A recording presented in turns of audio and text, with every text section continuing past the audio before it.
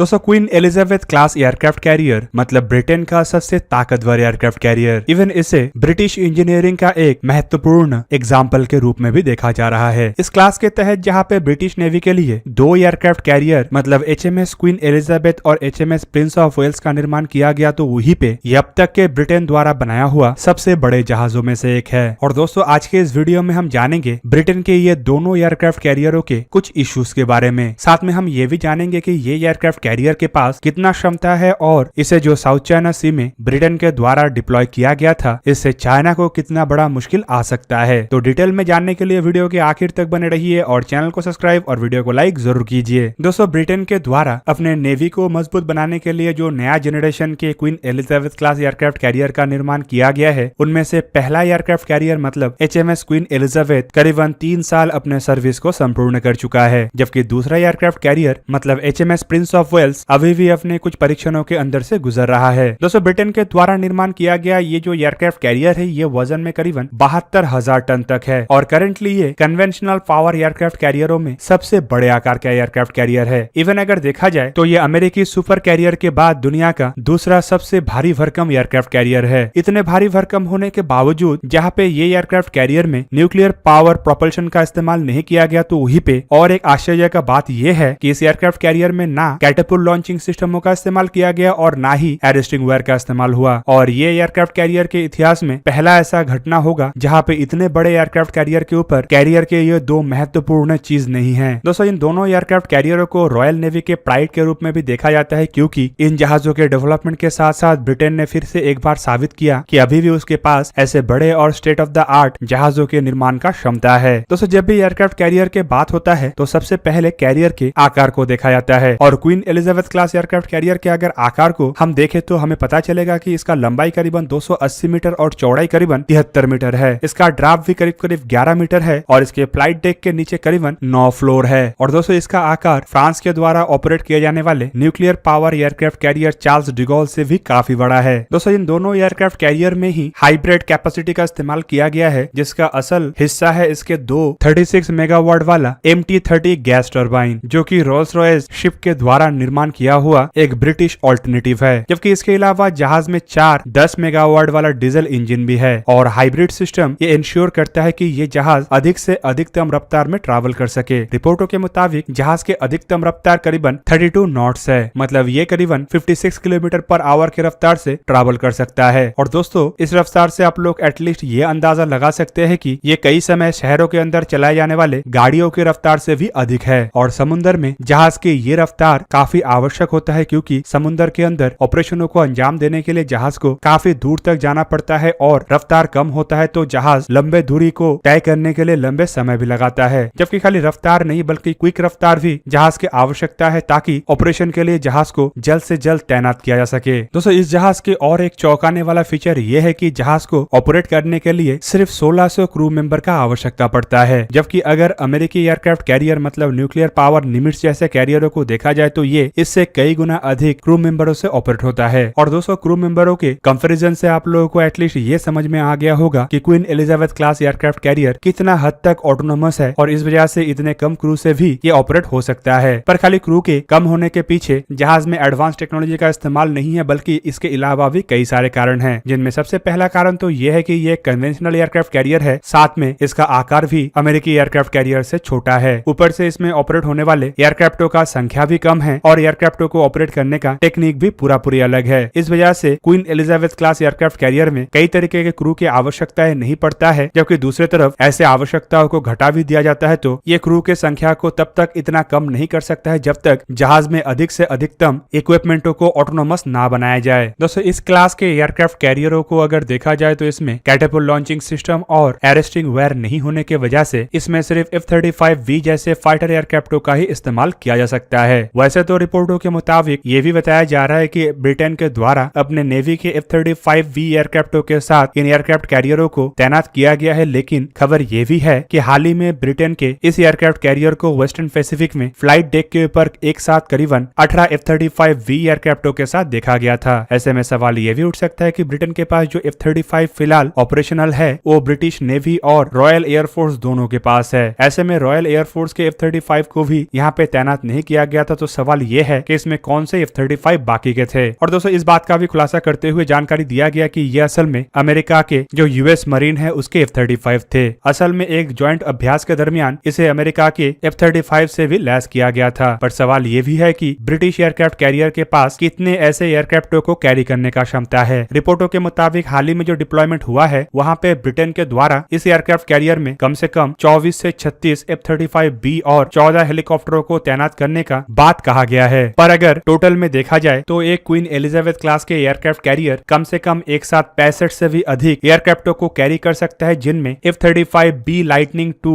Aircraft के अलावा Chinook जैसे helicopter, Apache AH Mark 1, Merlin HM2 और SC-4, वाइल्डकैट AH-1 और HMA-2 और Merlin crow's nest airborne early warning helicopter भी शामिल है। और दोस्तों इन हेलीकॉप्टर और एयरक्राफ्टों को एयरक्राफ्ट कैरियर के फ्लाइट डेक में तैनात करने के अलावा इसके बिलो डेक में भी स्टोर किया जा सकता है। दोस्तों F-35 और ब्रिटेन के रिश्ते को अगर देखा जाए तो ब्रिटिश पायलटों के द्वारा करीबन 10 साल पहले ही F-35 एयरक्राफ्टों को फ्लाई किया गया और उस दरमियान ये भी डिसीजन लिया गया था कि ब्रिटेन के नेवी और एयरफोर्स के लिए कम से कम 138 F-35 एयरक्राफ्टों को खरीदा जाएगा। पर फिलहाल बताया जा रहा है कि बजट के इशू की वजह से शायद ब्रिटेन के 138 एयरक्राफ्टों के खरीदने के डिसीजन में बदलाव आ सकता है और इसका संख्या थोड़ा घट सकता है, जबकि ब्रिटेन अपने बजट के एक बहुत बड़ा हिस्सा नेक्स्ट जनरेशन के मतलब 6th जनरेशन के फाइटर एयरक्राफ्टों के डेवलपमेंट में भी खर्चा कर रहा है। तो दोस्तों बात यह है कि अगर इस एयरक्राफ्ट कैरियर में इतने सारे खूबियां है तो इसका कमियां क्या है। दोस्तों हाल ही में queen Elizabeth class aircraft carrier के कुछ कमियों के बारे में खुलासा किया गया और ये प्रमुखता 2 है, जिनमें सबसे पहला कमियां तो इसके अलग तरीके के टेक ऑफ और लैंडिंग मेथड की वजह से है। दोस्तों शॉर्ट टेक ऑफ और वर्टिकल लैंडिंग होने के वजह से और इसमें किसी तरीके का कोई भी कैटapult लॉन्चिंग सिस्टम या अरेस्टिंग गियर ना होने की वजह से एयरक्राफ्ट कैरियर के ऊपर ओनली वर्टिकल लैंडिंग एयरक्राफ्टों का ही इस्तेमाल किया जा सकता है, जिस वजह से इसमें F-35 के अलावा और कोई भी फाइटर एयरक्राफ्ट का इस्तेमाल नहीं हो सकता। और दोस्तों आप सब लोगों को पता ही है कि वर्टिकल लैंडिंग और टेक ऑफ की वजह से F-35 के डिजाइन ऐसे बनाया गया है कि ये लंबे रेंज के लिए कोई सुटेबल फाइटर एयरक्राफ्ट नहीं है। दूसरी तरफ ऐसे टेक ऑफ और लैंडिंग के कारण से इसमें किसी तरीके के फिक्स्ड विंग के एवैक्स एयरक्राफ्टों का इस्तेमाल नहीं किया जा सकता, जो कि इस एयरक्राफ्ट कैरियर के कॉम्बैट एफिशिएंसी को गहरे समुद्र में कम कर देता है। जब भी ये एयरक्राफ्ट कैरियर अपने कोस्ट से काफी दूर जाता है तो ये ब्रिटिश एयरफोर्स के एवैक्स एयरक्राफ्टों के रेंज से बाहर होता है। ऐसे में एयरक्राफ्ट कैरियर के ऊपर तैनात एवैक्स के हेलीकॉप्टर वर्जन ही हवा में नजर रखने का एकमात्र जरिया होता है। और दोस्तों ऐसे एवैक्स सिस्टमों के रेंज भी कम होने के कारण से ये एक तरीके से एयरक्राफ्ट कैरियर के कॉम्बैट एफिशिएंसी को काफी घटा देता है। दोस्तों इस एयरक्राफ्ट कैरियर के जो ये लैंडिंग और टेक ऑफ करने के अलग तरीके के सिस्टम है, इस वजह से जहाँ पे एक तरफ इसे कुछ खामियों का सामना करना पड़ रहा है तो वहीं पे F-35B इस्तेमाल करने के वजह से दूसरी तरफ इसके कुछ खूबियां भी उभर के आ रहा है। जैसे कि इसके जो एलिवेटर है इसमें F-35 जैसे 2 एयरक्राफ्टों को एक साथ कैरी किया जा सकता है और टोटल ऐसे 2 एलिवेटर होने की वजह से इसके एयरक्राफ्टों के डिप्लॉयमेंट रेट भी काफी गुना बढ़ जाता है। दोस्तों इवन F-35B जो एयरक्राफ्ट है इसके विंग स्पैन भी काफी कम होने की वजह से इसके फोल्डिंग विंग्स के आवश्यकता नहीं है और इस वजह से ये एक तरीके से बेनिफिट भी देता है। पर दोस्तों ब्रिटिश एयरक्राफ्ट कैरियर के जो दूसरा सबसे बड़ा खामी है वो है इसके इतने बड़े आकार के होने के बावजूद कम संख्या के एयरक्राफ्टों को कैरी करने का। आप अगर इंडिया के पहला home grown indigenous aircraft carrier मतलब INS विक्रांत को देखे तो इसका वजन करीब करीब ब्रिटिश एयरक्राफ्ट कैरियर के 2/3 है और आकार भी इससे काफी छोटा है। पर फिर भी अगर एयरक्राफ्टों को कैरी करने का क्षमता को देखा जाए तो भारत के जो INS विक्रांत है ये करीबन 36 से 40 एयरक्राफ्टों को कैरी कर सकता है, जिनमें 26 MiG-29K जैसे फाइटर एयरक्राफ्टों के अलावा 10 हेलीकॉप्टर जिनमें कामोव Ka-31, सुखोस्की MS-60R, वेस्टलैंड सी किंग और हल ध्रुव जैसे एयरक्राफ्ट शामिल है। मतलब ये ब्रिटेन के एयरक्राफ्ट के काफी हद तक बराबरी कर सकता है एयरक्राफ्टों के मामले में। कुल मिला के ये जो 2 कारण हैं इसे फिलहाल एयरक्राफ्टों को ऑपरेशनलाइज करने के बाद ब्रिटिश इंजीनियरिंग या फिर शिप बिल्डिंग इंडस्ट्री के द्वारा दूर करना फिलहाल संभव नहीं है। तो दोस्तों ये था आज का वीडियो। अगर आपको वीडियो अच्छा लगा तो इसे लाइक कीजिए और मेरे चैनल को सब्सक्राइब कीजिए और साथ में बना हुआ बेल आइकन को भी प्रेस कर दीजिए ताकि आप मेरा वीडियो देख पाए सबसे पहले। जय हिंद।